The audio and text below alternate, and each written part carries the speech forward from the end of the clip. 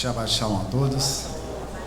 Dia especial, né, de apresentação à casa, né, da família do Saulo. Sejam bem-vindos. Também do Benjamin Asher, né? Binyamin Asher. Muito bom estar presente e contemplar toda essa misericórdia que o Eterno tem.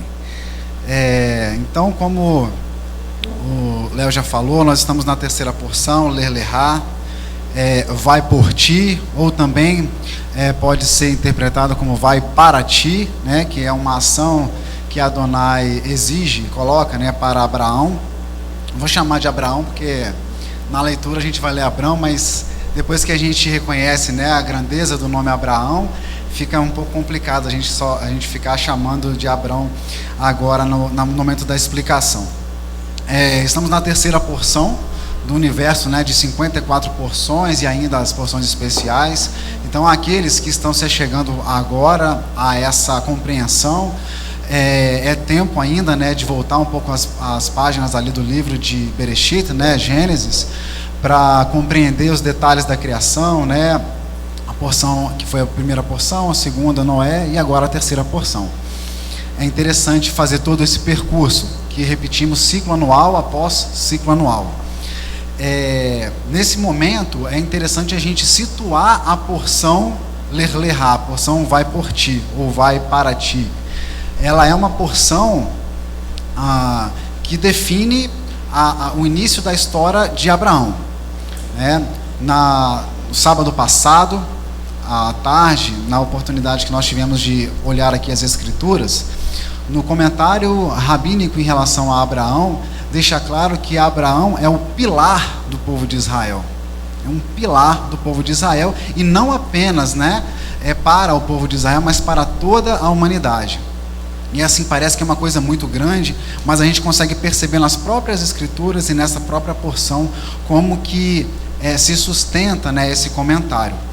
Hoje a gente vai ficar voltado para a terceira porção, né, tentando entender alguns aspectos, né, da vida ali de Abraão, para que a gente depois possa caminhar e compreender os outros detalhes das vidas dos patriarcas que vêm a partir de Abraão.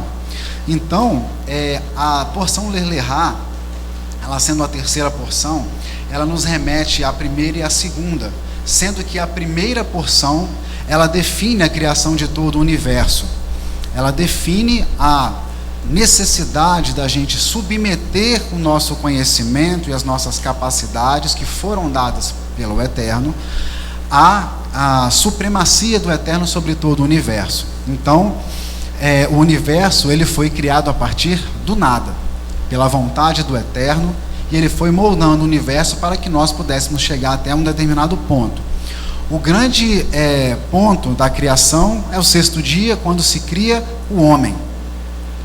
E aí, o detalhe que tem em relação a criação do homem diz respeito à função que ele precisa ter diante de toda a criação, porque o homem ele é o único elemento da criação capaz de movimentar toda a criação, a parte mineral, a parte vegetal, a parte animal, para que isso possa funcionar e louvar, ser utilizado para louvor ao Eterno.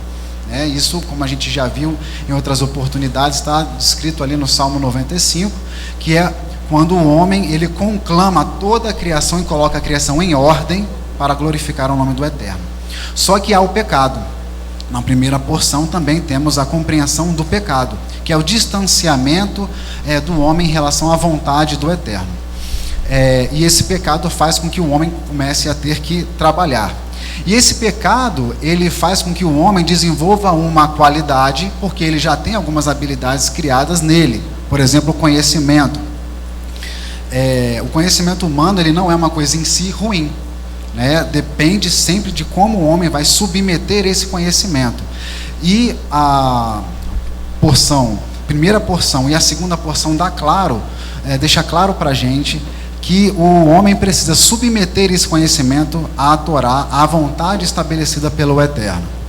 Então, nesse sentido, o homem, quando ele desobedece ao Eterno, tendo agora o conhecimento do bem e do mal, ele tem a capacidade criativa de criar uma verdade que não é a verdade da Torá. que o Eterno criou todo o universo baseado, fundamentado na Torá. E o homem tem a capacidade de criar conceitos, verdades. E o exemplo que eu dei na semana passada foi o da cobra, que a cobra tem essa característica astuta, né? Diz que a cobra, a serpente, ela tem a sagacidade ali para corromper o pensamento de Eva e depois do próprio homem. Porque ela questiona a Eva. Se vocês comerem da árvore do conhecimento, você não vai morrer. E o Eterno falou que iria morrer. E é verdade, a serpente não falou uma mentira. Tanto que ela pegou do fruto, comeu, deu para os animais, deu para o homem e não morreu instantaneamente. Mas é uma verdade. Ela não é uma verdade perene como é a verdade da Torá. Foi isso que a gente explicou na porção passada. E o homem tem essa capacidade de perverter a realidade bíblica, a realidade da Torá, com a sua habilidade, o seu conhecimento, seja ele filosófico, seja ele científico, seja ele de qual origem for, religioso, né, com propósitos religiosos para perverter a realidade da Torá. E que fique claro, foi o que eu também tentei deixar claro na semana passada, isso não estamos falando de religião, estamos falando da vontade do Eterno, estabelecida na Torá, e da relação do Eterno com a sua criação. Ele criou o homem para colocar a criação em ordem, para glorificar o nome do Eterno. Só que nós pecamos e nos afastamos. E aí isso perpassa toda a segunda porção, que é Noé, quando Noé ele é trazido para trazer uma purificação ali naquele local, para que depois se começasse a vida novamente a partir de outros parâmetros. Mas a gente percebe que logo depois existe o pecado da Torre de Babel, existe o pecado em relação à própria geração de Noé, e aí a gente percebe, chega à terceira porção. A terceira porção, Ler-Lerá, e aí a gente percebe porque o comentário rabínico em relação a Abraão é que ele é o pilar de toda a humanidade. Por quê? A partir da vida de Abraão é criado um mecanismo físico, concreto, que é físico e espiritual, mas ele é físico, de retorno do homem para a sua função para a qual ele foi criado. A sua função de colocar em ordem toda a criação para louvar o nome do Eterno. Então essa é a característica, é esse o cenário que nós estamos falando, e por isso vamos entrar ali em Abraão. Abraão ele teve um nome alterado ali no capítulo 17, ele teve um nome alterado, e o nome dele em hebraico Abraham, né? Teve a alteração do nome. Ele tinha a característica de um homem ligado à sua terra. Ele era um homem grande na sua terra, mas ele é ligado aos seus costumes, suas responsabilidades e a responsabilidade da sua gente.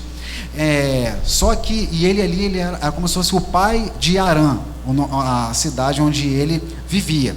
A alteração do nome de Abraão é acrescida da letra rei, que faz parte da palavra multidão, que é Ramon em hebraico. Amplia a responsabilidade de Abraão. Ele não era mais só responsável pelo seu local, já fazendo uma divisão clara das características de Noé, que foi um homem justo na sua época, e Abraão, que eles tinham com o nome Abrão, a sua responsabilidade setorial na sua cidade, mas com a movimentação e a obediência dele, a fé de movimentação dele de Ur dos Caldeus até a terra de Canaã, é acrescentado todos os pactos que o Eterno fez com Abraão, toda a responsabilidade que ele descobriu e aceitou. Então foi alterado esse nome. Então o acréscimo da letra rei amplia sua responsabilidade. Ele recebe uma promessa ligada a uma terra e a sua posteridade. E tanto essa terra quanto a sua posteridade, assumindo a responsabilidade e a sua função, resultaria no canal físico, concreto, para o restabelecimento da relação da criação com o Criador. Então, por isso, ele é tido, ele é tão destacado com essas características. Isso a gente vê ali em Gênesis, capítulo 12, versículo 1 a 8. Gênesis 12, 1 a 8. Ora, o Eterno disse a Abrão: sai-te da tua terra, da tua parentela e da casa de teu pai, para a terra que eu te mostrarei. E far-te-ei uma grande nação, e abençoar-te-ei, engrandecerei o teu nome, e tu serás uma bênção. E abençoarei os que te abençoarem, e amaldiçoarei os que te amaldiçoarem, e em ti serão benditas todas as famílias da terra. Olha como a responsabilidade está aumentando. Aqui quando eu falo, te farei grande, aumentarei o seu nome, literalmente. Versículo 4, assim partiu Abrão, como o Eterno lhe tinha dito, e foi Ló com ele. E era Abrão da idade de 75 anos, quando saiu de Harã. E tomou Abrão a Sarai, sua mulher, e a Ló, filho de seu irmão, e todos os bens que haviam adquirido, e as almas que lhe acresceram em Harã. E saíram para irem à terra de Canaã. E chegaram à terra de Canaã. E passou Abrão por aquela terra até o lugar de Siquém, até o carvalho de Moré. E estavam então os cananeus na terra. E apareceu o Eterno a Abrão e disse: à tua descendência darei essa terra. E edificou ali um altar ao Eterno que lhe aparecera. E moveu-se dali para a montanha ao lado oriental de Betel, e armou a sua tenda, tendo Betel ao oriente, e Ai Betel ao ocidente, e Ai ao oriente. E edificou ali um altar ao Eterno, e invocou o nome do Eterno. Então ali a gente percebe que ele foi chamado e atendeu ao chamado. E aí a partir disso, as promessas em relação à terra e os pactos vão sendo feitos. Então a porção ela vai mostrando a evolução desse relacionamento de Abraão com o Eterno, no sentido de ampliar essas responsabilidades. Ele ouviu um chamado e a promessa já dizia que as famílias da terra seriam benditas por meio dele.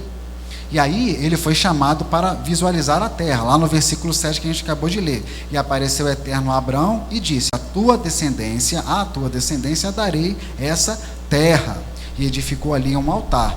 E lá no capítulo 13, versículos 14 a 18, ele continua: hei de herdar essa terra, a sua descendência, hei de dar a terra à sua descendência. Capítulo 13, versículos 14 e 18.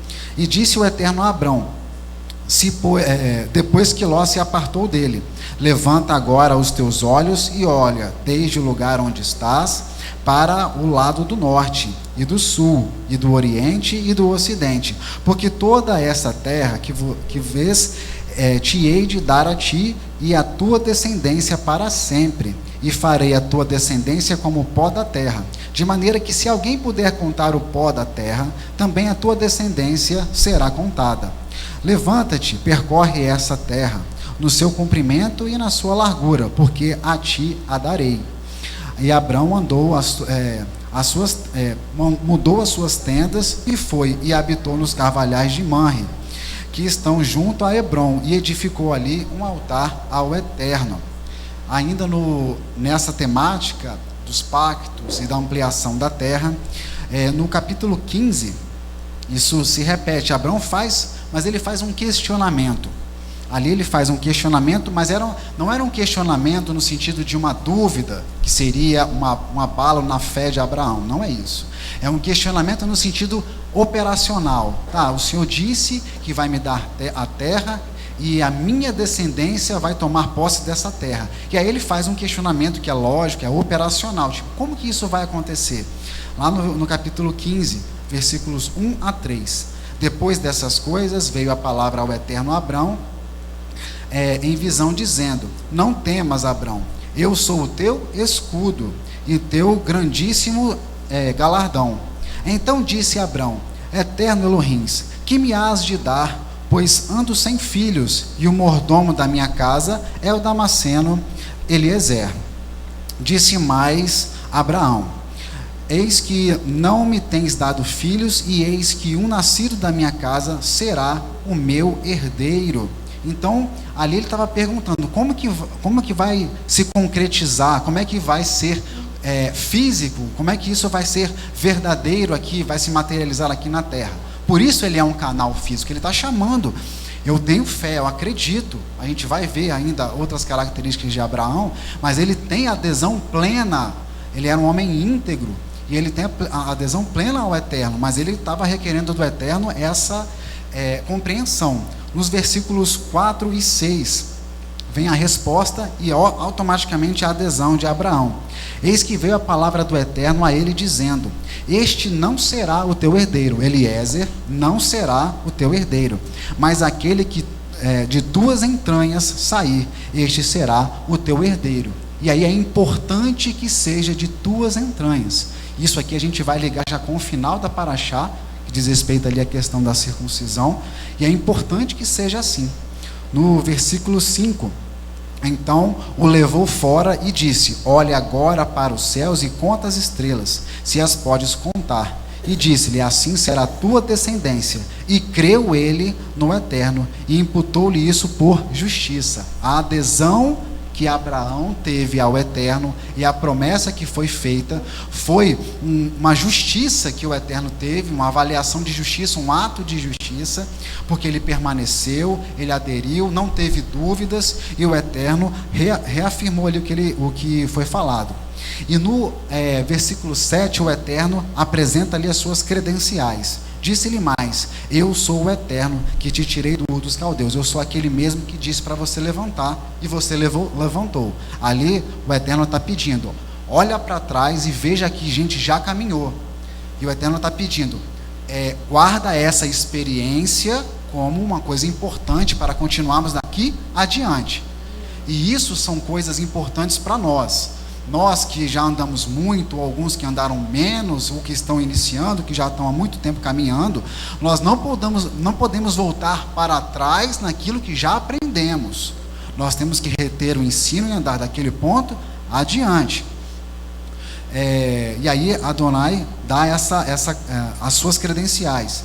Eu tirei você de Ur dos Caldeus para dar-te a ti essa terra, para herdá-la. E no versículo 8, Abraão lhe pede que seja selada essa promessa, pois ele já tinha plena adesão ao Eterno. Então é feito o pacto das metades. Vamos ver no versículo 8. E disse ele: Eterno Elohim, como saberei que hei de herdá-la? Aqui Abraão questionando ao Eterno. Aí o Eterno conclama nos próximos versículos a Abraão a organizar ali um sacrifício, que é chamado de sacrifício das metades, onde são divididos animais ao meio, menos a pomba e a rolinha, pois simbolizam Israel, momento em que é revelado o cativeiro de Israel. Então aqui o Eterno ele continua e ele fala, que ele fará, disse-lhe o Eterno: toma-me uma bezerra de 3 anos, e uma cabra de 3 anos, e um carneiro de 3 anos, uma rola e um pombinho. E trouxe-lhe todos estes, e partiu-lhes pelo meio, e pôs cada parte deles em frente à outra, mas as aves não partiu. E as aves desceram sobre os cadáveres. Abrão, porém, as enxotava. E pondo-se o sol, um profundo sono caiu sobre Abraão, e eis que grande espanto e grande escuridão veio sobre ele. Versículo 13. Então disse a Abrão: saibas que de certo que peregrina será a tua descendência em terra alheia, e será reduzida à escravidão, e será afligida por 400 anos. Mas também eu julgarei a nação a qual ela tem de servir, e depois sairá com grande riqueza.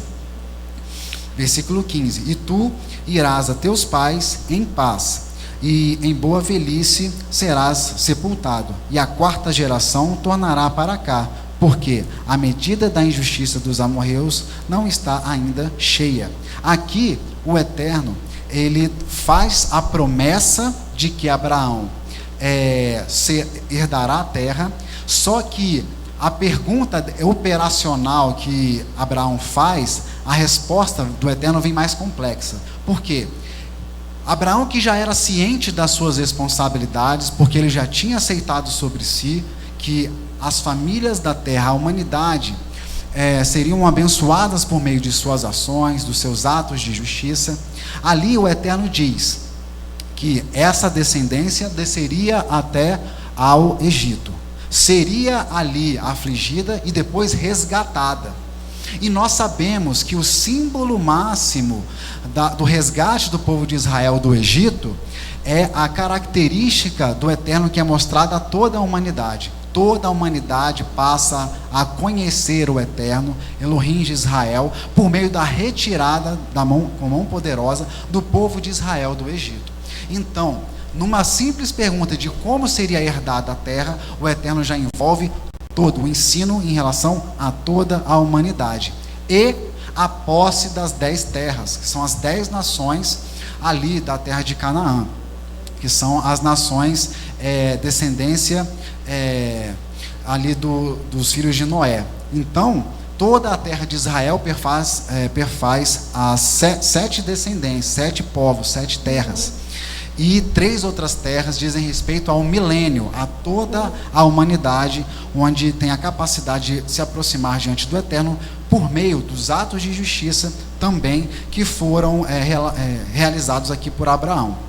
A complexidade da resposta do Eterno transforma a pergunta, a solicitação simples de Abraão, na vinculação de sua adesão e atos de justiça no canal físico, real, concreto da salvação para toda a humanidade. No pacto das metades é pactuada a descida ao Egito, a saída e a posse das 10 terras, que já referenda a vinda do Mashiach, pois o milênio, onde as outras 3 terras serão acrescentadas, as 7 que são da terra de Israel já, dizem respeito ao que será acrescentado no milênio, onde Yeshua HaMashiach reinará sobre todo o povo de Israel e toda a humanidade.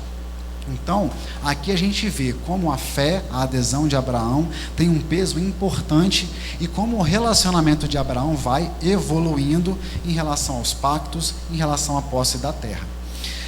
E um comentário em relação a essa porção, a porção Ler Lehá, diz respeito ao Messirut Nefesh, que é o auto-sacrifício. E aí que a gente percebe como que Abraão vivia de certa forma com destaque na sua terra e foi chamado a realizar um auto-sacrifício, para que ele pudesse se aproximar do Eterno e cumprir com essas responsabilidades. E isso está ligado intimamente à questão ali da circuncisão. Mas o auto-sacrifício de Abraão, ele é exigido, não foi exigido só apenas a ele, mas vai ser exigido de toda a sua descendência. E a gente vai ver como que essa questão se dá. Abraão, dentre as suas características, ele era uma pessoa piedosa. Na nossa língua, essa característica, ele denota uma passividade, uma bondade, não que não seja uma questão de passividade, de bondade, ser piedoso, ser caridoso. Mas antes disso, à luz da Torá, o conceito de piedoso, uma pessoa que é pia, a pessoa que age de maneira piedosa é aquele que pratica os mandamentos.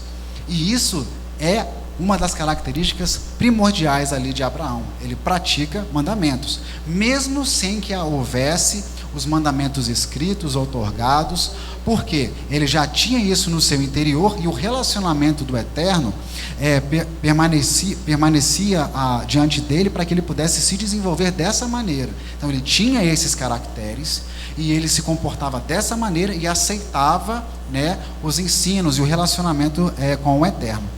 A prática dos mandamentos resulta num serviço em favor do outro, e essa é uma das características de Abraão. Ele fazia esse serviço, esse cumprimento das suas responsabilidades, não apenas em favor de si, pois ele já tinha recebido a promessa de que todas as famílias seriam benditas por meio dele. Então, o que ele fazia, ele não fazia para si, para a sua casa, diferente de Noé. Noé, ele recebeu a notificação de que haveria o dilúvio, que cairia o dilúvio. Então, dizem os comentaristas que ele se fechou ali, fez durante 120 anos, que é a quantidade de tempo determinada para a vida máxima de um homem. Durante 120 anos ele trabalhou, foi obediente, mas ele foi justo no seu tempo, em relação às pessoas que viviam naquela situação. Ele não levou essa informação, ele não ensinou, ele não fez pelo outro, não levou essa oportunidade para o outro. Essa aqui já é a diferença em relação a Abraão.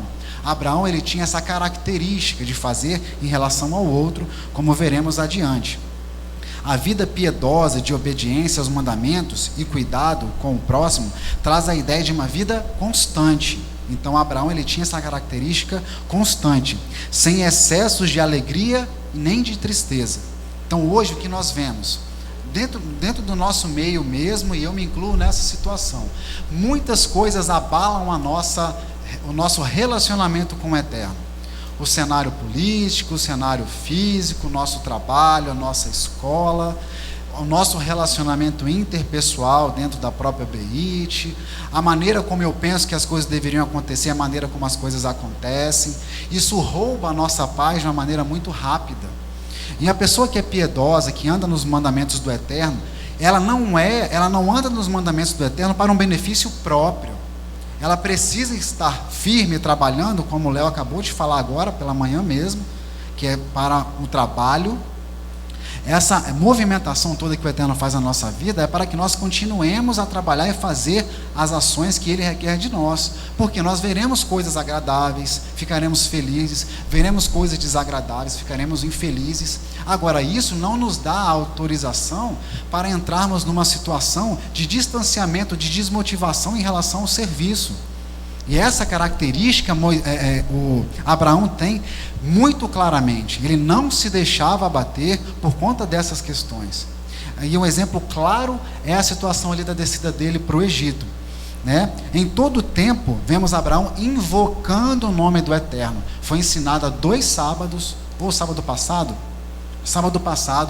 pela pastora, que é necessário que a gente coloque todas os nossos pensamentos e as nossas ideias diante do Eterno. Para que isso, foi retrasado? Foi passado, né? Para que o Eterno possa chancelar as nossas escolhas, possa aprovar as nossas escolhas, e a gente possa tomar uma postura. Agora, não é deixar de fazer aquilo que nós já sabemos que temos que fazer. Eu já falei aqui em uma outra oportunidade que tem algumas situações que a gente ouve: se o Eterno falar comigo, eu faço tal coisa. Isso é pedir praticamente por um milagre. Agora, quando o Eterno realiza um milagre no meio da humanidade, seja ela quem for, isso não é bom para nós, nem bom para o Eterno. Isso é um ato necessário, emergencial, porque o Eterno requer de nós essa constância aqui de Abraão. Ele requer de nós essa constância. Precisamos fazer o que já aprendemos, sem ficar perguntando. É agir, não é agir sem pensar, é sabendo o que está fazendo. Mas a todo momento vamos consultar o oráculo, vamos, o que fazer. Não é assim. Nós precisamos estar de pé e caminhar, porque como foi ensinado aqui em relação ao nome de Yahshé, é estar de pé, com alegria, com satisfação de estar servindo ao Eterno, porque do contrário estaríamos fora desse acerto, fora desse concerto. Então, em todo tempo, Abraão está invocando o nome do Eterno. Invocar é um chamamento que se dirige a quem ou ao que desejamos que se manifeste ou que venha em nosso auxílio. Então, para que nós tenhamos a condição de invocar ao Eterno, temos que, além de, obviamente, assumir as nossas responsabilidades, a gente precisa clamar diante do Eterno. Olha a injustiça, olha a violência, olha o que acontece, olha essa situação, Eterno. Mas aí você vai ver, você vai se envergonhar se você for pedir: eu quero aquele cargo no meu trabalho, eu quero aquele carro, eu quero aquela posse, eu quero aquelas férias em Cancún, entendeu? E claro, vocês têm direito, e nós temos direito a todas essas coisas, mas ter a coragem, diante de toda a situação que nós vivemos, e colocar diante do Eterno para clamar por umas férias em Cancún, a pessoa realmente tem que ter muita coragem, porque aí eu lembro do que está escrito lá em Tiago: pedis, mas pedis mal, porque pedis para o seu próprio engrandecimento. Quando a gente se depara, pessoal, eu quero ensinar, eu quero estar à frente, é uma responsabilidade. né? Mas assim, para quê? Para que eu possa ser visto, para que eu possa ser destacado. Aqui não está glorificando o nome do Eterno, aqui está buscando um relacionamento, como os gregos falam, hedonista. Eu quero assim, é uma maquiagem, é uma imagem que eu estou vendendo. E isso é os nossos dias, isso está nos nossos dias. Nós vemos aí grandes professores, grandes mestres, grandes ensinadores em todas as áreas, aí se destacando e querendo aparecer e mais. Mas não, Abraão invoca o nome do Eterno. E invocar, Abraão, ele ali estava sozinho, ele invocava o nome do Eterno com ele, era o Eterno e ele. E a gente vê isso lá em Gênesis, no capítulo 12. Vamos voltar um pouco ali, capítulo 12, versículo 8, antes de descer ao Egito. 12, versículo 8. E moveu-se dali para a montanha do lado oriental de Betel, e armou a sua tenda, tendo Betel ao ocidente e Ai ao oriente, e edificou ali um altar ao Eterno, e invocou o nome do Eterno. Cheguei até aqui, Eterno, obrigado por ter chegado até aqui. O que o Senhor quer que eu faça agora? Obrigado pela saúde, pela força. E aí, logo depois, ele desce ao Egito. E no versículo 13, quando ele voltava do Egito, no capítulo 13, versículo 4, quando ele voltava do Egito, o que Abraão faz? Ora, eram maus os homens de Sodoma e Gomorra. Versículo 4, desculpa. Capítulo 13, versículo 4. Até ao lugar, ao altar, que outrora ali tinha feito. Abraão invocou ali o nome do Eterno. Ele desceu ao Egito, passou ali uma temporada no Egito e voltou para a Terra Prometida e continuou a invocar o Eterno. Continuou a invocar o Eterno.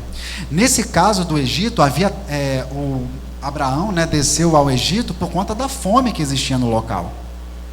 Agora, há a discussão: será que ele deveria ter descido ou deveria ter ficado ali esperando um milagre do Eterno? Ele já tinha recebido a promessa. O que ele fez? Ele agiu. Ele marchou, ele esteve de pé e desceu para o Egito. Desceu para o Egito para quê? Para que ele não sofresse perda, nem no seu pessoal, nem perdesse a possibilidade de ser semente. Então ele foi e desceu até o Egito. Ele virou as costas para a Terra Prometida? Não. Ele simplesmente teve uma ação para a manutenção da vida.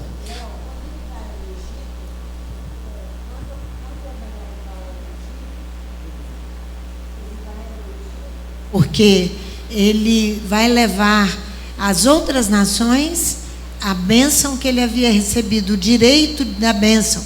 A bênção que ele recebe é para ele e para todas as nações. Exatamente. Não é? A descida dele do Egito é uma ação precursora da descida de Israel inteiro para o Egito. Exatamente. E a descida de Israel para o Egito, o retorno com a nação já formada, é um benefício para todas as nações. Amém. Para todas as nações. Porque saindo do Egito, no deserto, é formada a nação, a casa sacerdotal, é entregue a Torá, que é o modelo ao qual nós devemos seguir.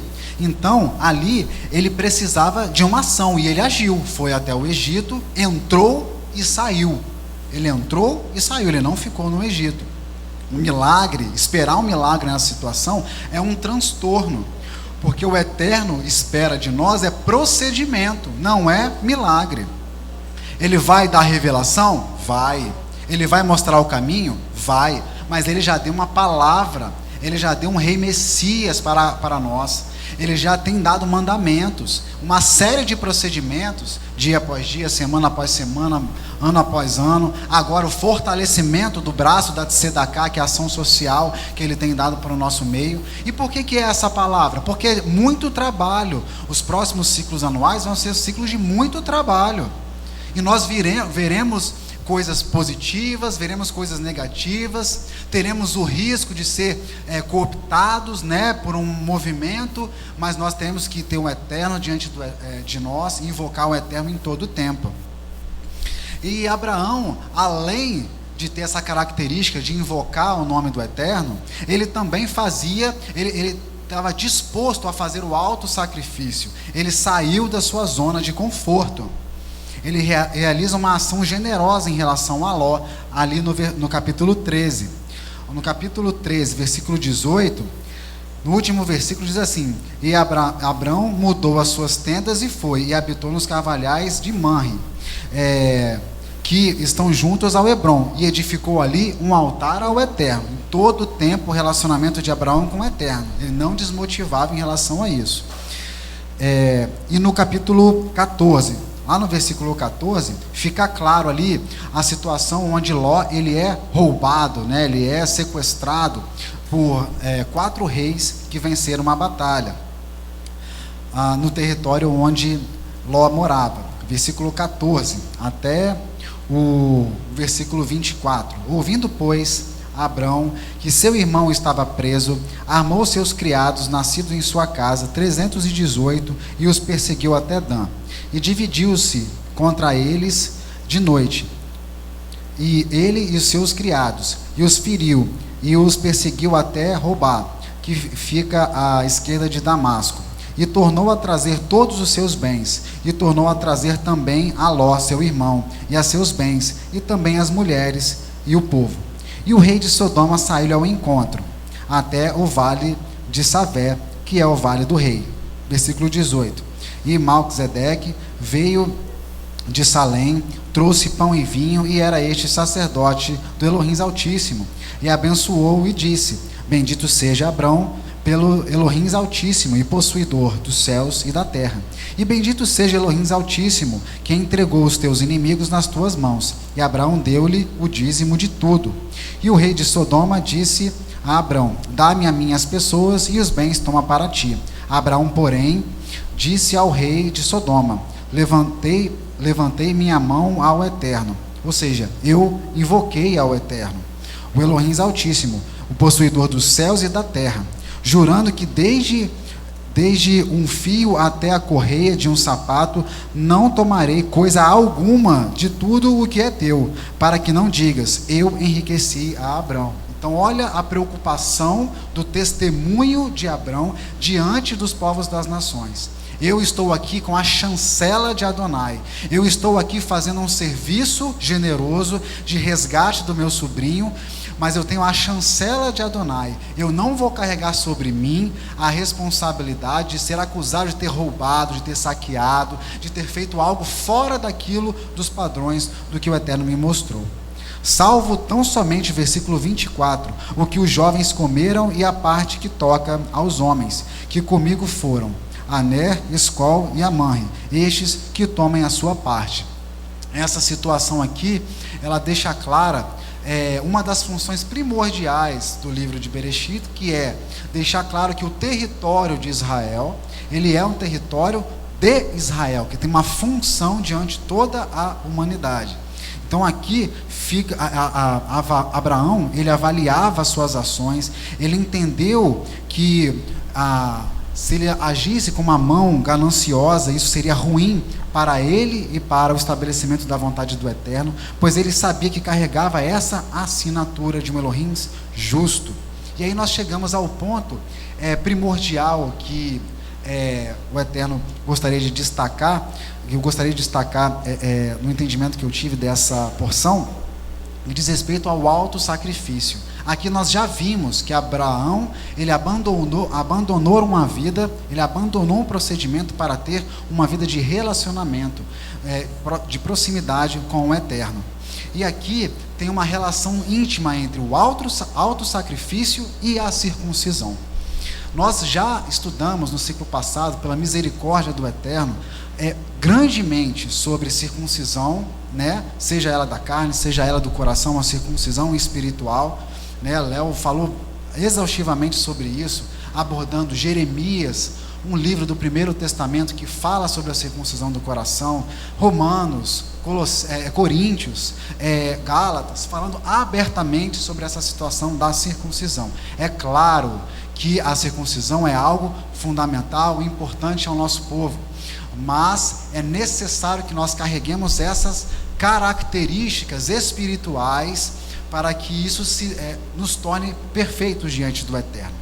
Então, mas aí o que eu gostaria de destacar sobre a circuncisão é o caráter pessoal, é o caráter individual em relação a essa ação. E isso nós vemos ali na exigência que o Eterno faz em Gênesis 17, versículo Vamos começar do versículo 1 mesmo, de Gênesis 17. Sendo, pois, Abrão da idade de 99 anos, apareceu o Eterno a Abrão e disse-lhe: Eu sou o Elohim Todo-Poderoso, anda em minha presença e sê perfeito. A gente já viu as características de Abraão. Ele abriu mão dos seus direitos, ele fez já um alto sacrifício, e dizem os comentaristas que Abraão, ele era um homem íntegro, que ele cumpria os mandamentos do Eterno. Então ele já tinha essas características.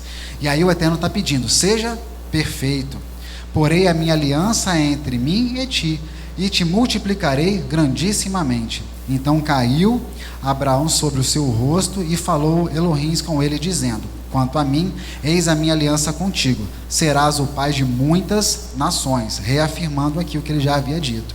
E não se chamará mais teu nome Abrão, olha o aumento do nome de Abrão, mas Abraão será o teu nome, porque por pai de muitas nações te tenho posto, multidão de nações, e te farei frutificar grandissimamente, e de ti farei nações, e reis sairão de ti.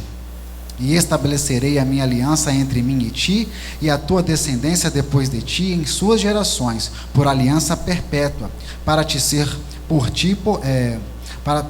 a ti por Elohims, e a tua descendência depois de ti. Versículo 8.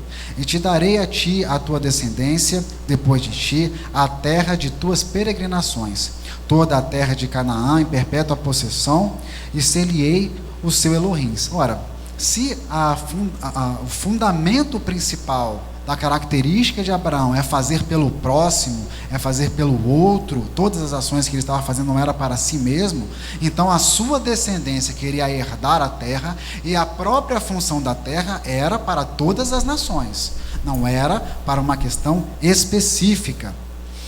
E ali diz, no versículo 10, essa é a minha aliança.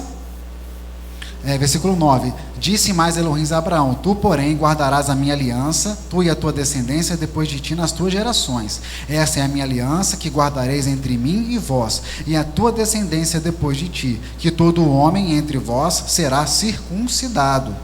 E circuncidareis a carne do vosso prepúcio, e isso será por sinal de aliança entre mim e vós. O filho de 8 dias, pois, será circuncidado, todo o homem nas vossas gerações, o nascido na casa e o comprado por dinheiro, e qualquer estrangeiro que não for da tua descendência. Ou seja, era para todas as nações. Com efeito será circuncidado o nascido em tua casa, e o comprado por teu dinheiro, e estará a minha aliança na vossa carne por aliança perpétua. E o homem incircunciso, cuja carne do prepúcio não estiver circuncidada, aquela alma será extirpada do seu povo, quebrou a minha aliança. Então aqui, esse é o mandamento da porção, né? O mandamento da circuncisão, e aqui deixa clara a questão do alto sacrifício. Então aqui Abraão já havia comprovado ser piedoso, ou seja, ter uma vida de relacionamento com o Eterno, cumprindo mandamentos. Então ele tinha adesão ao Eterno, ele era obediente, ele tomava decisões e atos de justiça em prol do nome do Eterno, defendendo o nome do Eterno, e era generoso. E o Eterno exigia a Abraão: seja perfeito diante de mim. E aí os comentaristas eles explicam que existem 3 etapas para alcançar a perfeição. A primeira etapa, que já era cumprida por Abraão, a remoção das características ruins. A segunda etapa, a aquisição das características boas. Tem um grande mestre que já ensinou isso: deixei de praticar as más práticas e fazei o que é bom. Deixe de fazer o mal e faça o que é bom. Então, mas não é o bom no conceito da serpente ou no conceito do conhecimento humano. É o bom ou o mal de acordo com o que está estabelecido na verdade universal da Torá. Na verdade que foi dada pela Torá. Então, essas características Abraão já tinha. Então, elas estão envolvidas com a prática dos mandamentos. Os proibitivos e os positivos, deixar de fazer o mal e praticar o bem, no exercício diário do cumprimento desses mandamentos. Abraão já estava experimentado nisso aí. E aí o terceiro elemento é o auto sacrifício. E aí eles trazem um conceito que é bem interessante em relação a autossacrifício. Ele já tinha saído da sua terra, ele já saiu do seu conforto, da sua tenda, para fora, para salvar seu sobrinho Ló. Ele já tinha descido ao Egito para simbolizar a salvação de toda a humanidade, o caminho físico, concreto de salvação por toda a humanidade, né? Ele já tinha feito isso, mas o Eterno falou: sede perfeito diante da minha presença. Era a circuncisão que estava faltando, né? Mas ele já tinha espiritualmente todos esses caracteres, e é isso que fala da circuncisão do coração. A circuncisão do coração deixa claro os caracteres espirituais de relacionamento com o Eterno, a perfeição de deixar de fazer o mal, de fazer o que é bom, ou seja, de estar aderido ao Eterno pelos mandamentos, né, pela fé e pela obediência aos mandamentos. E aí você descobrir que todas essas bênçãos e todos esses mandamentos e trabalhos não são para você, isso é para o outro, é para você preparar a terra para o outro, e isso se materializa na circuncisão. Como? Olha o conceito que é trazido em relação a autossacrifício: é a habilidade de desconsiderar a própria grandeza pessoal em nome de uma causa mais elevada. Seus conhecimentos, sua família, sua religião, sua filosofia, sua profissão, seus desejos, tudo isso você subjuga à vontade do Eterno. O autossacrifício é a habilidade de desconsiderar a própria grandeza pessoal em favor de uma causa mais elevada, que é a salvação, que é levar a palavra e o pão a quem tem fome e a quem não tem nada para comer, física e espiritualmente. E esse é o exercício que vem com a característica da circuncisão. Você quer falar, Léo? Essa é a base, Léo, e o fundamento que nós usamos quando a gente estudava o grande problema envolvendo o livro dos Gálatas.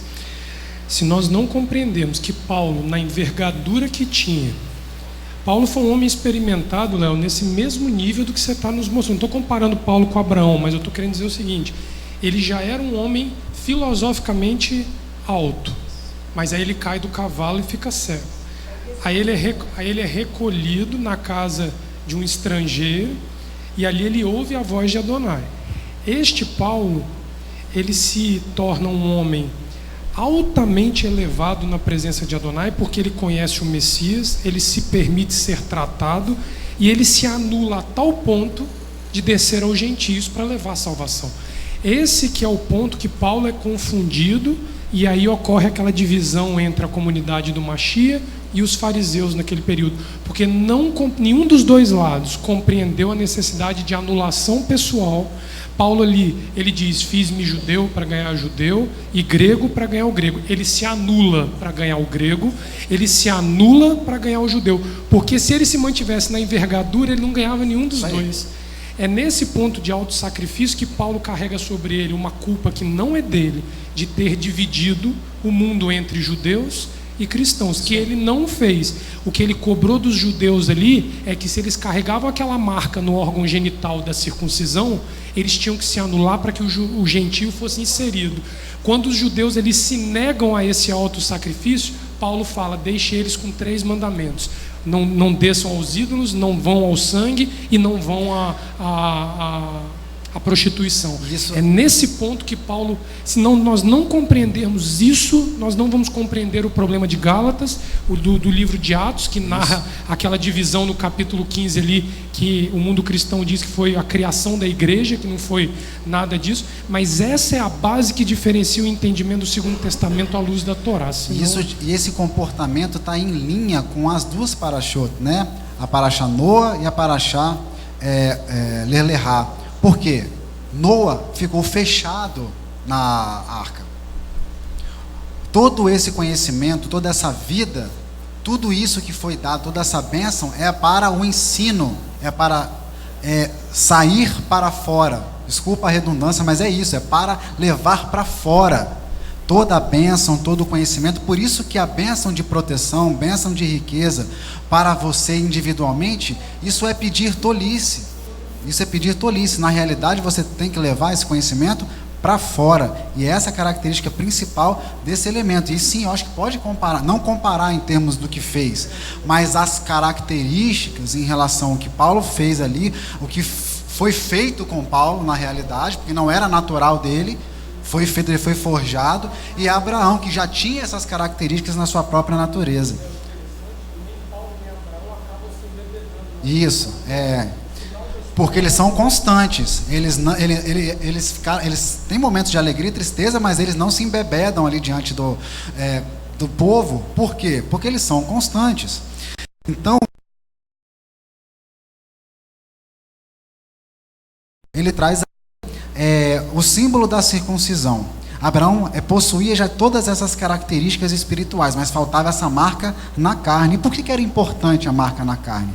A associação da circuncisão ao auto-sacrifício está expressa na execução de um ato doloroso, atenção, de um ato doloroso do pai em seu filho, para que este entre no serviço, seja ensinado nas responsabilidades e tenha posturas, atos de justiça para herdar a terra. A circuncisão, ela é um mandamento para os pais. A circuncisão é um mandamento que é para os pais, para eles fazerem no filho, nos filhos, seja ele homem, seja ele mulher. Mas como é a circuncisão de uma mulher? A circuncisão do coração.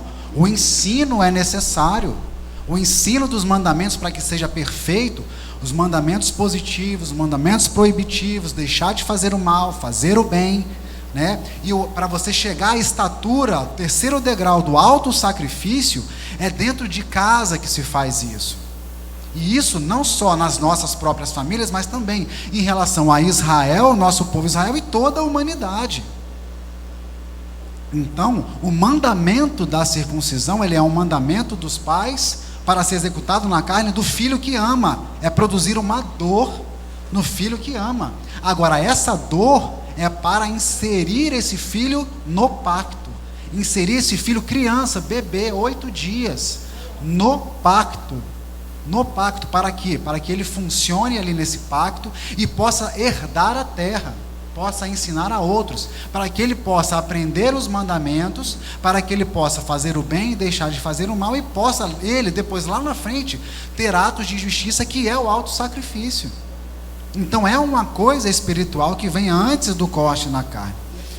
É público, é público, isso mesmo. É isso aí. Então a circuncisão é um mandamento para os pais, de respeito à responsabilidade que os pais têm em produzir herdeiros para a promessa dada a Abraão. Aí depois vocês vão lá em Êxodo, no capítulo 4, versículo 24 a 26, que vocês vão ver como que isso é cobrado de Moisés. Moisés estava para morrer, porque ele não tinha feito a circuncisão no seu filho Gerson. A situação ali é grave, é grande. Depois vocês vão lá, porque não vai dar tempo de eu ir lá agora. E aí, é interessante como que a gente vê isso. O auto-sacrifício, a circuncisão, como um elemento que vai introduzir uma futura geração a esse serviço de servir ao próximo. Isso não poderia ser dado a Ismael. Ismael, ele foi circuncidado, mas a perpetuação desse serviço não poderia vir por Ismael, apenas por Isaque. Devido à promessa que foi dado, falou que ia ser da sua própria carne, como a gente já leu. E depois, Ismael, ele não possuía a inclinação para seguir o padrão da Torá. Aqui é destacado o papel fundamental da mãe. Aqui, eu falei aqui que a responsabilidade da circuncisão é dos pais em relação aos filhos. Dos pais em relação aos filhos. Mas aqui a gente percebe como é a sutileza da questão. Aqui como é fundamental o papel da mãe. Pois, se a responsabilidade é dos pais em relação aos filhos, do ensino desde o começo, para que ele se torne um herdeiro da terra prometida, então os judeus ensinam isso muito bem. As leis dietéticas, que são exercícios, são ensinadas dentro das cabanas, dentro das casas, pelas mães aos filhos, dia após dia, porque é o todo dia, é ciclo diário porque é mãe sendo descabelada pelos filhos, né? Porque não obedece, porque mente, porque bate um no outro, e ela vai, tem que corrigir, e chama atenção, ensina mandamento, e é dia após dia, dia após dia. E isso vai forjando a característica espiritual, o ensino dos mandamentos, na relação física, é o canal físico aberto lá por Abraão. Agora, por que não poderia ser Agar? Porque Ismael era filho de Abraão, mas Ismael também era filho de Agar. Na cabana de Agar, onde Ismael cresceu, não tinha esse dia após dia com os mandamentos do Eterno. Não tinha esse relacionamento diário. Não. Ele tem o direito ao pacto por conta do cumprimento da promessa em Isaac e em Jacó e do nosso povo Israel.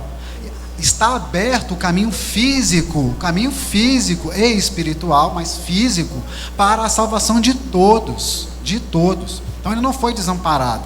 E ali em Gênesis, para terminar, no capítulo 17, versículo 18, Abraão diz assim, eu vou ler na minha tradução, vocês podem ver na sua.